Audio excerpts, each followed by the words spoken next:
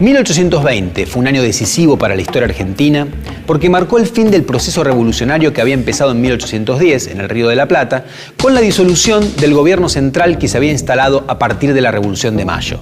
Desde 1820, las provincias funcionaron como estados independientes entre sí durante varios años. Con la Revolución de Mayo se había instalado en Buenos Aires un gobierno que intentó ser obedecido por los territorios que habían pertenecido al Virreinato del Río de la Plata.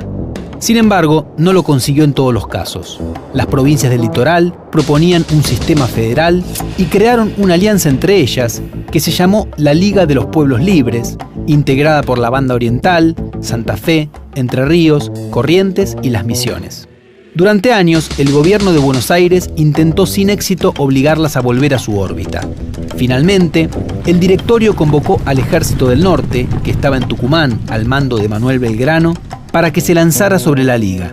Pero el 8 de enero de 1820, varios oficiales del ejército se amotinaron en Arequito, Santa Fe, diciendo que querían luchar por la independencia y no en una guerra civil. El ejército se dispersó. Las fuerzas federales de Entre Ríos y de Santa Fe, dirigidas por los gobernadores Francisco Ramírez y Estanislao López, avanzaron sobre Buenos Aires y derrotaron a los porteños en la batalla de Cepeda, el 1 de febrero de 1820. Enseguida obligaron al gobierno central a disolverse. Al mismo tiempo, los portugueses terminaron de conquistar militarmente la Banda Oriental, lo que hoy es Uruguay, causando una gran crisis interna en la Liga de los Pueblos Libres, que también terminó disolviéndose. Entonces, en 1820, se desmoronaron los dos sistemas políticos que habían surgido a partir de la Revolución de Mayo, la Liga de los Pueblos Libres y las Provincias Unidas del Río de la Plata que dirigía Buenos Aires. Solo quedaron 13 provincias, sin ninguna autoridad sobre ellas, que funcionaron como estados independientes entre sí. Por eso, para muchos, 1820 fue el año de la anarquía.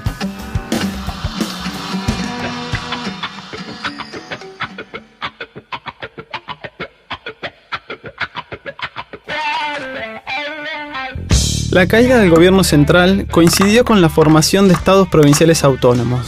La consolidación de los estados provinciales estuvo acompañada por el fenómeno del caudillismo, término que engloba liderazgos regionales de distinta naturaleza. En general, estos líderes provinciales provenían de sectores acomodados.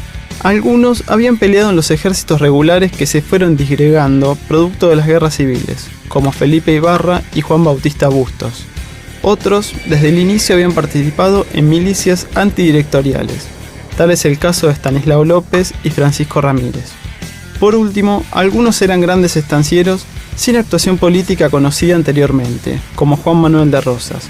Estos caudillos, lejos de actuar violentamente en un vacío de poder, se desempeñaron en un contexto institucional y debieron ganar la adhesión de los sectores populares mediante un complejo proceso de construcción de poder político y social.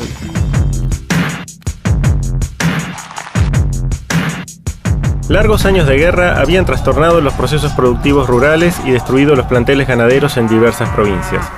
La agricultura sufría además por los problemas derivados de la falta de mano de obra. En un contexto tradicionalmente signado por escasez estructural de trabajadores, el reclutamiento de los varones para la guerra y las manumisiones de esclavos exacerbaron esa escasez, que afectó a su vez fuertemente la producción agrícola de las chacras cercanas a las ciudades. En tanto, el desarrollo de los saladeros absorbió parte de la oferta de carne vacuna destinada al consumo urbano. La situación, en extremo frágil, fue llevada a un punto culminante a causa de la aparición de la sequía. Entre 1818 y 1821, los precios del trigo en Buenos Aires cuadruplicaron los ya altos de 1815, mientras que la carne aumentaba también sustancialmente. Las exportaciones de 1820 se componían en casi un 80% de productos derivados del vacuno. La nueva economía ganadera avanzaba aprovechando los despojos de la guerra, pero también expandiéndose por las nuevas tierras de la frontera bonaerense.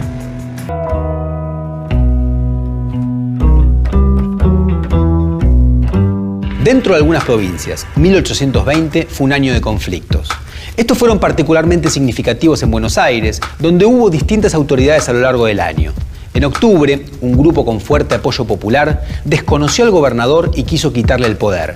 Ocupó la plaza principal, hoy Plaza de Mayo, hasta que fue desalojado por fuerzas leales provenientes del campo, con un combate que dejó 300 muertos.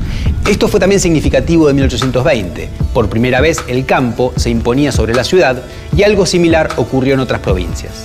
Finalmente, otro episodio fundamental de 1820 fue que el ejército de San Martín, que estaba en Chile tras haberlo liberado, marchó por mar hacia el Perú. Desembarcó allí el 8 de septiembre y dio inicio a la campaña militar contra el principal baluarte español en América del Sur.